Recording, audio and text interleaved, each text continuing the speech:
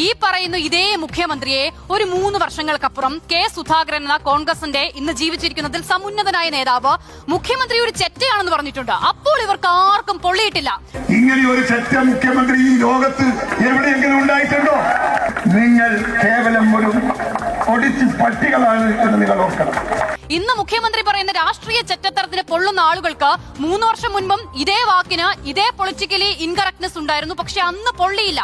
അപ്പോൾ രാഷ്ട്രീയമായി തങ്ങൾക്കെതിരെ മാത്രം വരുമ്പോൾ അതൊരു ആയുധമാക്കാൻ മാത്രം ഉപയോഗിക്കുന്ന നിലയിൽ ഇതിനെ പ്രയോഗിക്കപ്പെടുന്നിടത്താണ് ഈ പ്രശ്നം എന്നതുകൂടിയുണ്ട്. മുഖ്യമന്ത്രി പറയുന്നുണ്ടല്ലോ, ഇത് അൺപാർലമെന്ററി ആണ് എന്നുള്ളത് ഞാൻ അറിഞ്ഞില്ല, എന്ന് മുതലാണ് ഈ പ്രശ്നം എന്ന് മുഖ്യമന്ത്രി ചോദിക്കുമ്പോൾ 3 വർഷം മുൻപ് കെ സുധാകരൻ മുഖ്യമന്ത്രിക്കെതിരെ ഇതേ പ്രയോഗം നടത്തുമ്പോൾ ഇതേ കോൺഗ്രസ് നേതാക്കൾ ഇതേ ആർജവത്തോടു കൂടി അന്ന് ഇത് ചർച്ച ചെയ്തിരുന്നെങ്കിൽ ഒരുപക്ഷെ എന്നെ ഏറ്റവും കൂടുതൽ ഞെട്ടിപ്പിക്കുന്നത് സ്കേൻ, ഇപ്പോൾ മുഖ്യമന്ത്രി ഇങ്ങനെ ഒരു പരാമർശം, ഒരു പ്രയോഗം നടത്തുമ്പോൾ അതിൽ വലിയ പ്രതിഷേധം രേഖപ്പെടുത്തി വരുന്ന ആളുകളുണ്ടല്ലോ. ഇപ്പോൾ മുഖ്യമന്ത്രിയുടെ പ്രയോഗത്തിനോടൊപ്പം തന്നെ നമ്മൾ കണ്ടത് പ്രതിപക്ഷ നേതാവ് വി ഡി സതീശന്റെ പ്രതികരണമാണ്.